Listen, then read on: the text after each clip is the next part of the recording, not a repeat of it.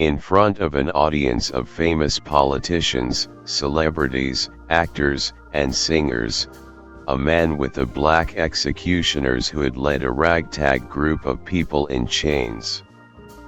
All of the prisoners were dirty, wearing rags. I saw women who had cried so much that the only clean part left on their bodies were the streaks beneath their eyes, men with panicked eyes who frantically pulled at their metal chains and, watching it all with glee, the cheering, grinning faces of the rich and powerful. "Hail Lucifer," the man in his black executioner's hood yelled in a deep baritone. The audience responded with rapture, some of them standing, their eyes shining, as they cried, "Hail Lucifer." The voices of so many combined into one powerful echoing boom.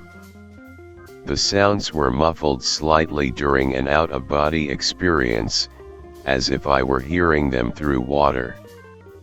The colors and shapes also seemed to shimmer and vibrate more, giving the clear, crisp lines of everyday reality a much more fuzzy look. Even though I was only there by astral projection, I still shrunk back into the corner as much as I could, trying to hide from the madness and evil all around me. Little did I realize, I had seen nothing yet. I thought about retreating to my body, parked in a nearby RV, and trying to call the police, the FBI, Homeland Security, anyone. Then I saw the police chief and various senators and representatives in the audience, and gave up any hope of that idea. If I called a dispatcher, they would probably send in a hitman to kill me and make it look like a suicide, as I heard rumors they had done so many times before. So I stayed as the ritual began, and it was the worst decision of my life. The chain gang of prisoners were led to an inverted pentagram laying flat against a wall of stone and flickering torches. Within the pentagram, I saw shining obsidian forming the background, diamonds, and opals embedded into the white gold that formed the star and circle.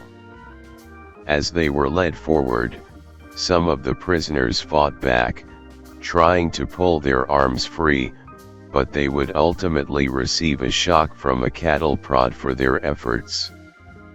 "What is wrong with you people?" the first woman in the line of prisoners cried, her eyes frantically searching the crowd for a single sane person to help her. She found nothing but coldness and insanity reflected there. The audience was deathly quiet, reminding me of old pictures I had seen of medical students surrounding a dissection. They had a kind of clinical detachment that was disturbing in its own right. Some of their eyes shone with excitement and rapture as the woman was strapped into the leather cuffs of the pentagram, forcing her legs and arms into a V shape, like the Vitruvian man in Da Vinci's art. The head executioner turned to the audience, bowing his head as if he were a simple entertainer. "The ritual will begin," he said brusquely. There was murmuring and the shuffling of random objects as the crowd stood, each pulling out a black book out with silver words embossed on the front. Floating slightly above the ground, I moved as close as possible to a beautiful woman in her early 30s in the back corner of the audience. I recognized her as a famous movie actress, countless diamonds and rubies shining on her body in an ostentatious display of wealth. The book read, Codex Moloch. The audience opened the books to the first page and read out in Latin as one, the screams of the woman imprisoned within the pentagram being the only sound that broke the monotony. Returning from the back of the stage, the executioner poured gasoline over the imprisoned woman's head.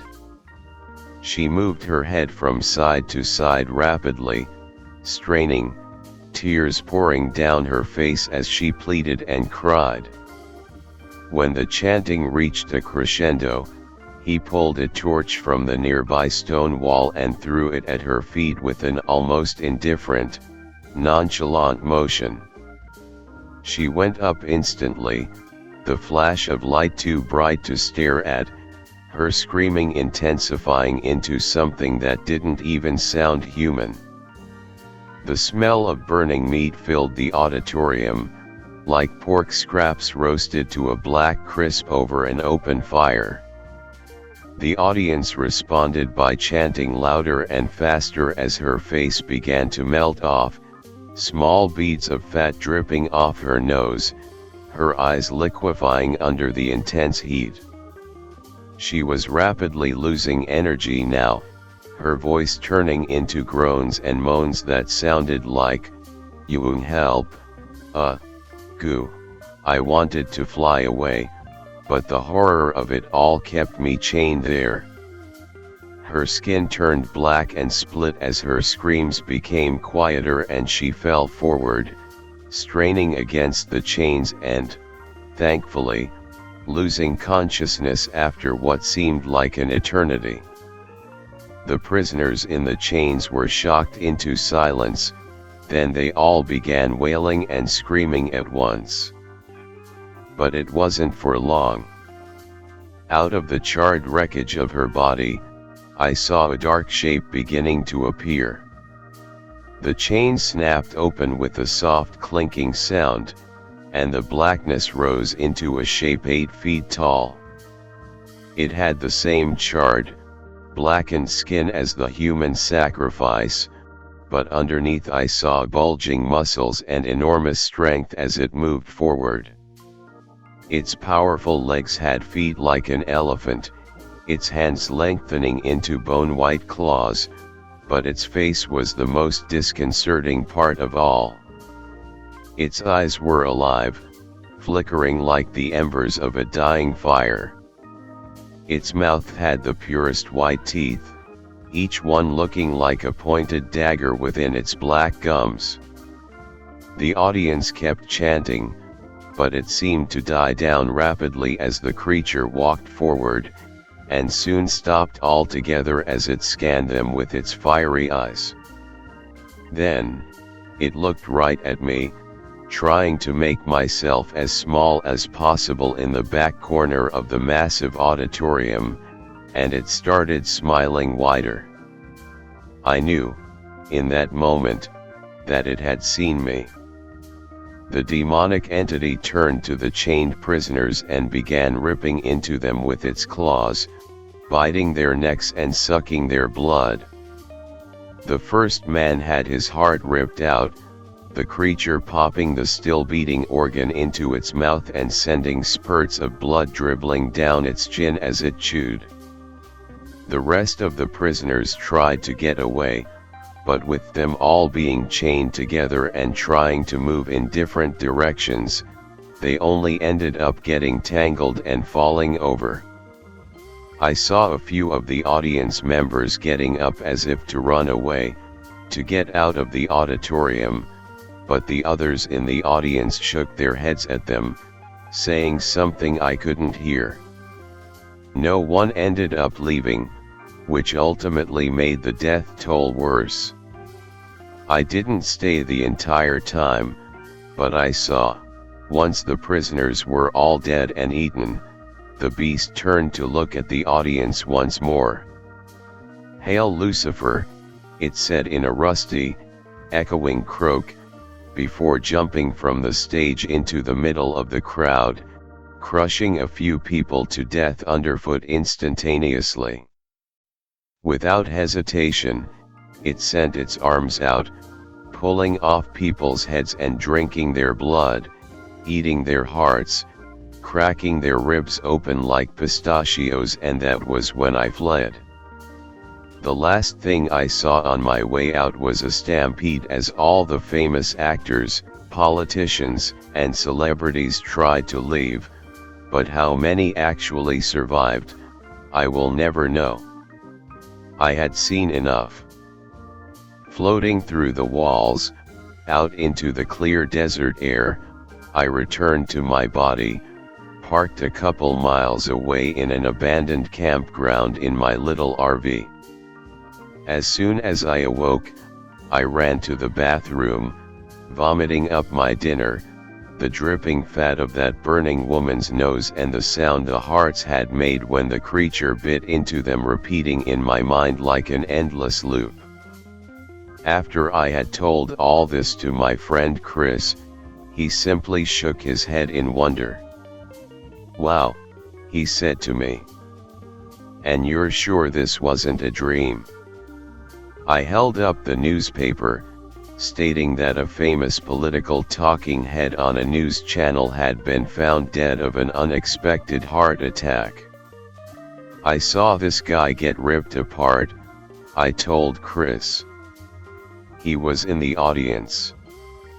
He was one of the devil worshippers. Leaning back in his chair, Christ pretended to stroke an imaginary beard, giving me a long sideways glance. Then he jumped up. "Well, we have to get this up on the blog," he said. He was the technical guy for my blog, and the one who recommended I do it in the first place. We were old childhood friends, and when I told him I could astral project, he jokingly said I should use it to go into the White House or other restricted areas and put down what I saw on an internet blog. I had done so, and the blog had exploded. Hundreds of thousands of people now read it on a weekly basis. Chris had a lot of experience with computers, so he had used encryption and VPNs to make it harder to track us in case this weird ass shit is all real, he had told me, cracking a sly smile. I finished my beer as Chris got packed, grabbing a few things for the journey back to my house on the other side of town. Within a few minutes, we were headed out the door. As soon as I stepped foot on the driveway, I knew something was wrong. Both of our cars had our tires slashed. There was no public transportation in our little desert town. Hell, there was barely even a downtown here, mostly consisting of a gas station, a 24-hour diner and a police station. Without a car, there was simply no way to get the 10 miles over to my house. Chris was breathing fast, his face covered in a sheen of sweat as he looked at me. "You don't have any psycho ex-girlfriends, do you?" he asked hopefully, and then a shot rang out. Jumping up, I began to run back into Chris' house. "Come on!" I yelled at him. He had a blank, shell-shocked look in his eyes. Backtracking, I grabbed his arm, yanking him hard. It was just in time. Another bullet rocked past where he had just been standing, smashing his front window and sending tiny shards of glass all over the front lawn. We were back inside within seconds. I slammed the door, turning the deadbolt before spinning back around to look at Chris. He was covered in sweat, his pupils dilated, his breathing far too fast. I thought he might pass out if he didn't stop hyperventilating. "It's okay," I said, walking up to him slowly. "We're going to find a way out of here." "My gun," Chris said suddenly. "We need it." "It's downstairs in the basement." He spun on his heels, pushing open the basement door and barreling down the stairs.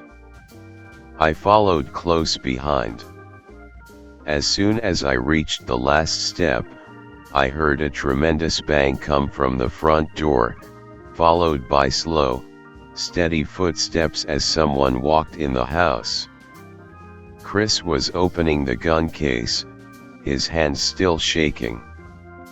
I quickly walked over, putting my finger in front of my lips in the universal sign of "don't say a goddamned word" while I grabbed the .30-06 from the case. He looked as if he would protest for a moment, then he snapped his mouth shut again. As quietly as I could, I unloaded the magazine, saw it was full of bullets, then clicked it back into place. It was just in time. At that moment, a huge foot kicked the basement door in. With a sound like the cracking of thunder, the door fractured into pieces.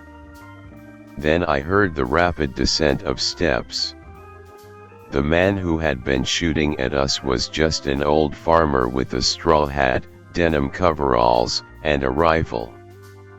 I shot him in the center of the chest as he sprinted, causing him to fall down the last 6 or 7 steps, sending droplets of blood flying in all directions as he turned. I saw it like it was in slow motion. He fell heavily, still holding onto his rifle. My ears were ringing from the tremendous cacophony of shooting a rifle in such a confined space. I ran up, putting my foot on the farmer's rifle and pointing the gun directly into his face. "Why are you shooting at me?" I screamed at him. He shook his head. "Not you," he said, blood bubbling from his lips as he spoke. "The other one kidnapped my daughter," he pointed to Chris, his movements getting weaker. I started to turn around, but a hammer came down on the back of my head just then. Looking up, I saw Chris standing there, but now he had a black executioner's hood on his head. The same one I had seen on the stage where the devil worshippers gathered. "You should have minded your own fucking business," Chris said to me, raising the hammer again to bring it down on my face. Without thinking, I took the rifle, pointing it up at his head and pulling the trigger. The hood flew off his head as the left side of his face exploded, and he fell back. Gurgling blood, he stared at me with his one remaining eye, a kind of intense hatred and evil there that I had never seen before. "Lucifer saw you," he said to me. "Your days are numbered, scum." Hail Lucifer.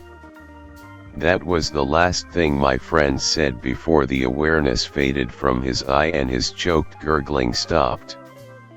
As I crawled towards the old farmer, blood streamed down my scalp from the hammer wound. I pulled out my phone and called for help, vowing never to astral project into forbidden places again.